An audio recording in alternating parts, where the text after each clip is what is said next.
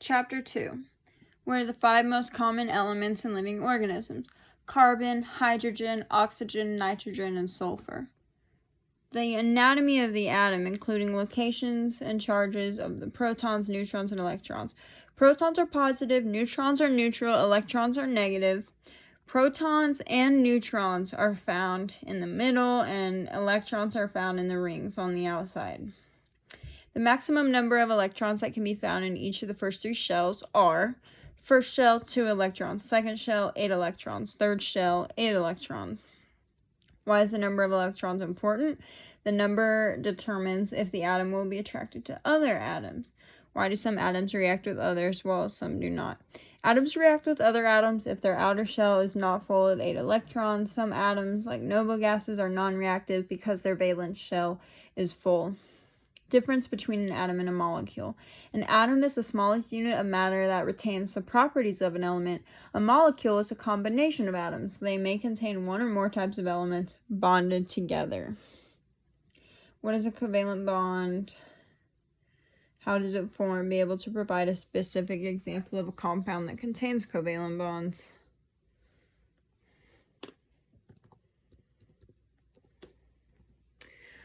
Covalent bond involves sharing of electrons between 2 or more atoms. If an atom shares 1 electron, it's a single bond. If an atom shares 2 electrons, it's a double bond. These bonds are very strong in aqueous solutions. Covalent bonds form molecules. An example of a compound is water, sugar, oxygen gas, hydrogen gas, and carbon dioxide. What is an ionic bond and how does it form? Give it an example. Forms when one atom takes a valence electron from another atom from the valence shell. Each atom becomes a charged ion from this. These do not do well in water. Sodium chloride is an example of an ionic compound. What is a hydrogen bond? How does it form? Be able to provide a specific example of compounds that contain hydrogen bonds. When hydrogen has a slight positive charge, it will have a weak attraction for a second electronegative atom, oxygen or nitrogen, and this attraction is the hydrogen bond. They form between water molecules, which are held together by covalent bonds.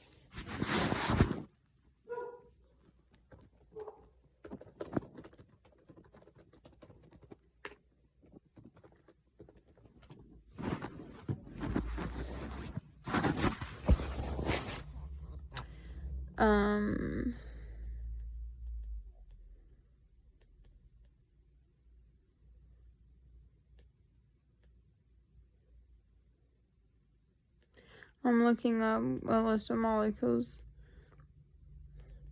that exhibit hydrogen bonding. Chloroform, okay.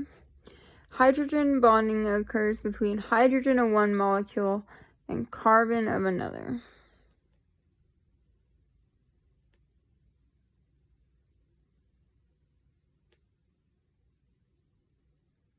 Chloroform, ammonia, DNA. Hydrogen bonds form between base pairs. This gives DNA its double helix shape. Sweet. In an aqueous solution, which of the 3 is strongest, which is the weakest? Strongest is covalent. Next would be hydrogen bond.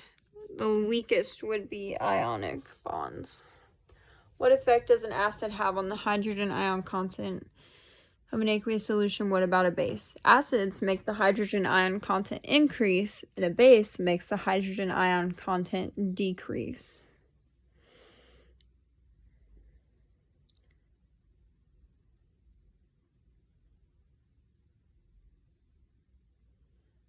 Be familiar with the pH scale and how hydrogen and hydroxide ion concentration affect the pH.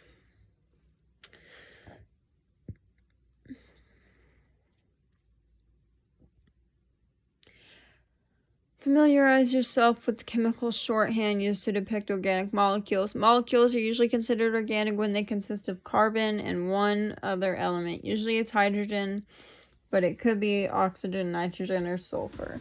Shorthand could be C6H12 or C6H6. What does it mean to say that a molecule is organic? There are only bonds between carbon and hydrogen atoms. These are created in living organisms. Be able to recognize the following functional groups. Carbonyl, both aldehyde and ketone. Ketones have the carbonyl group in the middle, aldehydes have it at the end. Hydroxyl group, you have a carbon chain and there is an OH. Sulfhydryl, you have a carbon chain and an SH. Amino, you have a carbon chain and NH2. A carboxyl group, you have a carbon chain and on the last carbon you have a double bonded oxygen and an OH. Phosphate group, you have a carbon chain and this bullshit down here. Tons of oxygen, phosphate in the middle, 2 hydroxyl groups, yada yada yada. Weak acids ionize reversibly. What does this mean? Be able to draw the ionized and non-ionized form of an organic acid. So, if a weak acid is ionized reversibly in an aqueous solution, this means the weak acid ionized only partially. So the ionization reaction is reversible. And you need to know, be able to draw the ionized and non-ionized. This is non-ionized. This is ionized.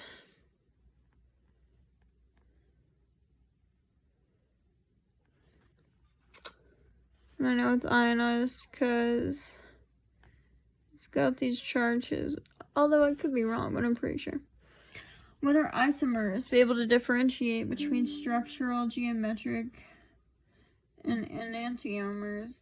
Isomers have the same molecular formula, but they have different structures. Structural isomer differs in covalent arrangement of their atoms, as you can see. They are very similar, except this group right here is switched. That makes them isomers. Geometric isomers differ in the arrangements of atoms across a double bond. So here we have them trans, and here we have them cis. That's geometric isomer. Enantiomers are mirror images of one another. Disregard the top, but you just gotta look at these groups right here, and you see that those are mirrored. Be able to recognize a carbohydrate. A carbohydrate looks like this. C6H12O6 are usually two more hydrogens than carbon and oxygen. Boom, there's the formula. Yeah.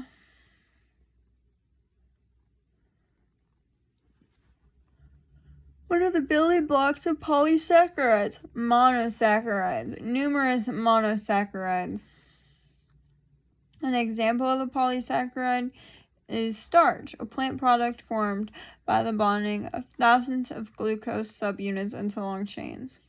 What general type of reaction is used to join monomers together? Dehydration synthesis. What general type of reaction separates them? Hydrolysis. What is the difference between a saturated fatty acid and an unsaturated? A saturated fatty acid contains only single bonds, and unsaturated contains single and double bonds. Why do fats mix so poorly with water? Fats are a subclass of lipids, and lipids are not, and lipids consist primarily of hydrocarbon chains and rings, which are nonpolar and hydrophobic. Nonpolar things don't pair well with water because it is polar, a water molecule, and it's hydrophobic, so it doesn't like water. The basic structural features of triglycerides. And so here's a triglyceride and phospholipids. So we got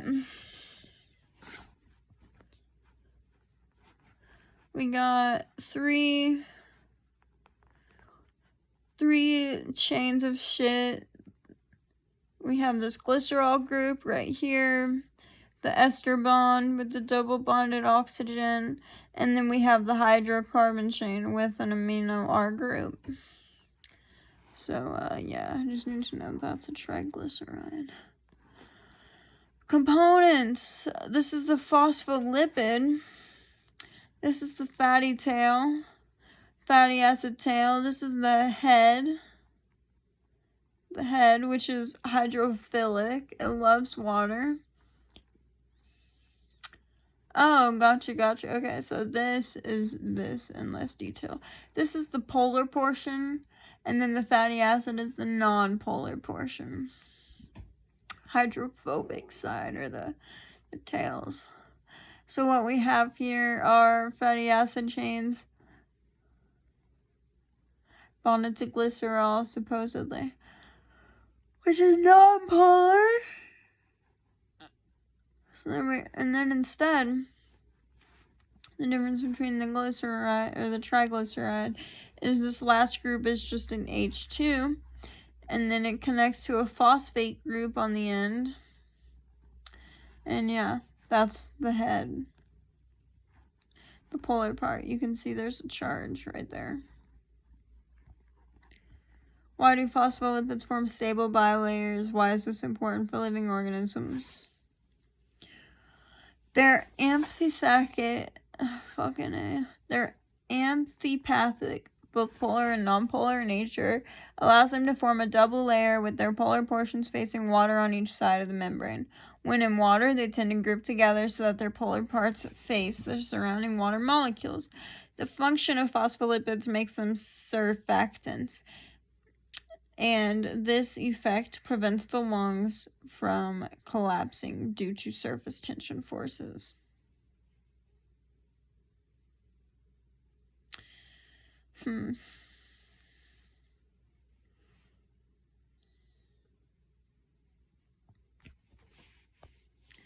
Cholesterol is structurally quite different from a triglyceride.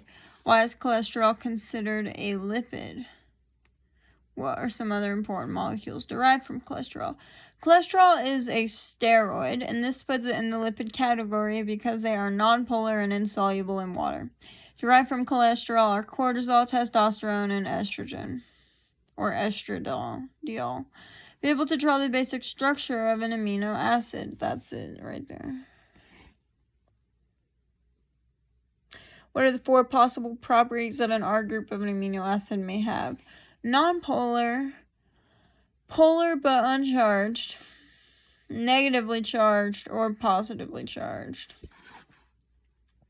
What types of bonds hold amino acids together to form proteins? Peptide bonds. And how are these bonds formed and broken? Peptide bonds. They are formed by dehydration synthesis. They are broken by hydrolysis. Peptide bonds are a type of covalent bond. The 4 levels of protein structure. Primary is the sequence of amino acids in a protein from start to finish. Boom, boom, boom. Secondary is the shape of regions of a protein. So we have an alpha helix and a beta pleated sheet. Tertiary is the shape of the entire protein. And quaternary is the shape of multiple proteins that come together to form a functional unit. Why is protein structure so important? What can happen if it's altered at any of the 4 levels? Protein structure is essential in making the protein function as it should. Any change in the sequence of proteins changes the function of the protein. For example, sickle cell anemia, a little notch caused in the cell by a change in sequence causes the cells to coagulate into a fiber strand where the capacity to carry oxygen is reduced. It's not always terrible.